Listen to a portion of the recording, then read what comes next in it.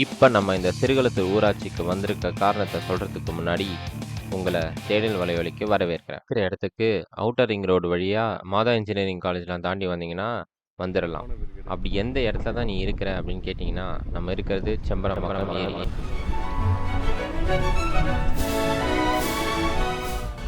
இதோட எக்ஸாக்ட் லொக்கேஷனை நான் கூகுள் மேப் லிங்கை டிஸ்கிரிப்ஷனில் கொடுக்குறேன். தேவைப்படுறவங்க பார்த்துக்கங்க.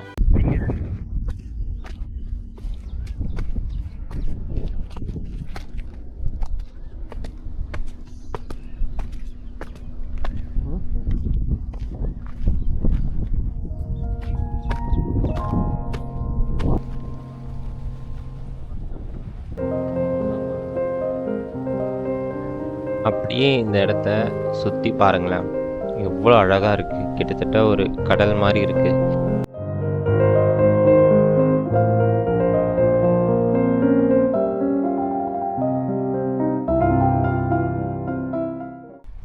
நீங்கள் இந்த இடத்துக்கு வந்தீங்கன்னா தயவு செஞ்சு வெயிலில் வந்துடாதீங்க.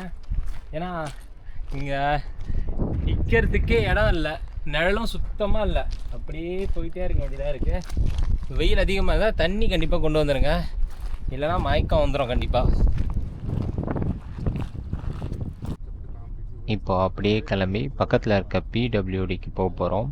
அது பப்ளிக் ஒர்க்ஸ் டிபார்ட்மெண்ட். அங்கேருந்து பார்த்தா இன்னும் இந்த ஏரியா அழகாக தெரியும்னு சொல்கிறாங்க. அங்கே அப்படியே போய் பார்ப்போம். இன்றைக்கி சனிக்கிழமை, நேரம் பார்த்தா கரெக்டாக 12 மணி ஆகுது. காலையில் சன்ரைஸ் பார்க்கலான்னு நினச்சோம், ஆனால் இங்கே எப்போ ஓப்பன் இருப்பாங்கன்னு தெரியாது. அப்படின்றதுனால கரெக்டாக உச்சி வெயிலில் வந்துட்டோம். ஆனால் நல்ல வேலை, அவ்வளோ வெயில் அடிக்கலை. அப்படியே நம்ம பார்த்துட்டே போவோம்.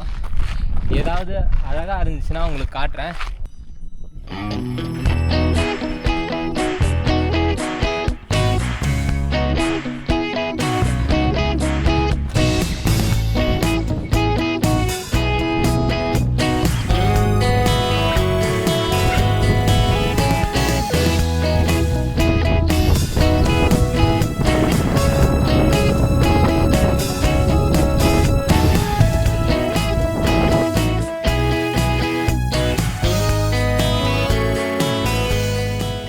நான் ஏற்கனவே சொன்ன மாதிரி இந்த ஏரி இயற்கை அமைந்த ஏரி இல்லை, மனிதனால் கட்டப்பட்ட ஏரி. அப்படி பார்த்தீங்கன்னா இதோட வரலாறு ரொம்ப பின்னாடி போகுது. கிட்டத்தட்ட 11ஆவது நூற்றாண்டில் கட்டப்பட்ட ஏரி இது. இந்த ஏரி குறிப்பாக யாரால் கட்டப்பட்டது அப்படின்னு பார்த்தீங்கன்னா, ராஜராஜ சோழனோட பையன் ராஜேந்திர சோழனால் கட்டப்பட்ட ஏரி. அந்த வகையில் இப்போ நம்ம சென்னைக்கே தண்ணி கொடுக்குற இந்த ஏரி இன்னும் கூட உயிர்ப்போடு இருக்கிறதுக்கு நம்ம ராஜேந்திர சோழனுக்கு தான் நன்றி சொல்லணும். இந்த இடம் அந்த காலத்தில் புலியூர் கோட்டம் அப்படின்னு அழைக்கப்பட்டிருக்கு. இது சோழர்களோட தொண்டை மண்டலத்தில் இருந்த 24 கோட்டங்களில் ஒரு கோட்டம்.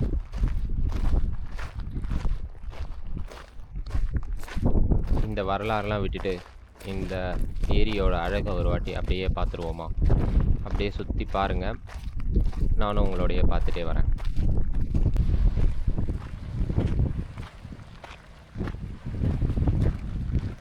அதோ தூரத்தில் தெரியுதுங்களா, அதுதான் இந்த ஏரியிலேருந்து தண்ணி எடுக்க பயன்படுத்துகிற பம்புன்னு சொல்லப்படுது.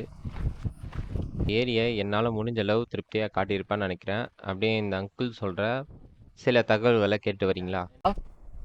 இந்த டவர் இருக்குது இல்லையா, கோபி கலரில், இந்த டவர் தான் சென்னைக்கு வாட்டர் அனுப்புகிற ஸ்டார்டிங் பாயிண்ட்டு.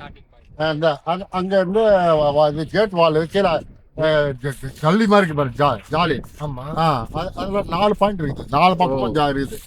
வாட்டர் இருந்து அதுக்குள்ள போயிடும், வெள்ளு மாதிரி இல்லையா, அதுக்குள்ள போயிட்டு பைப் இருக்குது, ஃபுட்பால் பைப். அது இந்த எம்பேக்மெண்ட்டை கிராஸ் பண்ணி இந்த பக்கம் ரைட் சைட்லாம் வாட்டர் இருக்கு. இந்த வாட்டர் ட்ரீட்மெண்ட் வாட்டர் க்ளீன் பண்ணி பம்ப் பண்ணி இதுக்கு கீழ்பாக்கம் வாட்டர் பிளான்ட்டுக்கு அனுப்புவாங்க. அங்கேருந்து வாட்டர் சப்ளை ஆகுது. கீழ்பக்கத்தில் இப்போ கோயிலூரோட வாட்டர் ட்ரீட்மெண்ட் பிளான்ட்டு இந்த மாதிரி இடத்துல எல்லாம் ஜாயின் பண்ணிக்கிறாங்க. சென்னைக்கு பிரதானமாக சப்ளை பண்ணுற ஏரி செம்பரப்பாக்கம், ரெட் ஹில்ஸு, அந்த பக்கம் சோழவரம் ஏரி. இந்த 3 ஏரி தான் சென்னைக்கு வாட்டர் சப்ளை பண்ணுறோம். இது இந்த ஏரி சுற்றி 25 கிராமம் இருக்குது. நாங்கள் இப்போ நாங்கள் போனது 5 கிராமத்துக்கு தான் போனோம். அந்த கிராமத்துல இந்த மலைகள் இருக்காங்க. மத்தியான அந்த பக்கம் கிராமம். இந்த சம்பரவரம் வில்லேஜ் வந்து அங்கே இருக்குது. மணிமலர் காலேஜ் சுத்தா நேராக இருக்குது. அங்கே வாட்டர் இருந்து கிருஷ்ணா மணிமலர் காலேஜ் பக்கத்தில் கிருஷ்ணா கால்வாய், தெலுங்கேஸ்வரா கால்வாய் சம்பரவரம் இருக்குது. நீங்கள் பெங்களூருக்கு போகும்போது அதை பார்க்கலாம். மணிமலர் காலேஜ் தான் லேண்ட்மார்க். அங்கே வந்து நீங்கள் பார்க்கலாம். லெஃப்ட் ரைட்டில் கிருஷ்ணா கால்வாய் இருந்து சம்பரவாக்கம் இருக்குது. வாட்டர் வந்து இப்போ வந்து இருக்குது. எங்கேருந்து வருது? திரு செய்கலம் டேம்லேருந்து வாட்டர் வந்துன்னு இருக்குது. இங்கே வந்து 0 சொல்கிறது தமிழ்நாட்டோட வெள்ளத்தோடு ஊச்சப்பட்டிலேருந்து இங்கே வந்து இது வருது கிருஷ்ணா கால்வாய். என்ட்ரா வருது. நீங்கள் எங்கே பார்க்கலாம்னா பள்ளிமலர் காலேஜ் தாண்டா கார் உள்ளவங்க பைக் உள்ளவங்க போய் அந்த இடத்த பார்க்கலாம், நீச்சலும் அடிக்கலாம். ஆனால் அங்கே இருக்கிற சைன் போர்டை பார்த்து நம்ம வந்து கலந்து நம்ம சைன் போர்டை பார்த்தா அந்த வாசகத்தை படித்து அதுக்கு மதிப்பு கொடுக்கணும். பாருங்க, இங்கே ஒரு போர்டு போட்டு பொதுப்பணித்துறை எச்சரிக்கை, இது ஆழ்மாடு பகுதி. ஸோ அந்த வாசகத்துக்கு நம்ம முக்கியத்துவம் கொடுக்கணும். எல்லாரும் நல்லா இருக்கணும். இந்த தண்ணி நம்ம பாதுகாக்கணும். இந்த எம்பேக்மெண்ட் எடுத்து பலப்படுத்துறாங்க பொதுப்பணித்துறை. இது வேலை நடந்துன்னு இருக்குது. யாருப்பா அந்த அங்கிள்னு கேட்குறீங்களா? இந்த ஸ்க்ரீனில் தெரியுறாரு பாருங்க, இவர் தான். இவர் அவ்வளோ தகவல் சொன்னாருங்க. உங்களுக்கு இதில் ஆர்வம் இருக்குது, இன்னும் நிறைய தெரிஞ்சுக்கணும் அப்படின்னா கமெண்ட்டில் சொல்லுங்கள். மறக்காமல் இன்னொரு வீடியோ இதுக்காகவே பண்ணுறேன். இப்போது இந்த இடத்த விட்டு கிளம்புவோமா?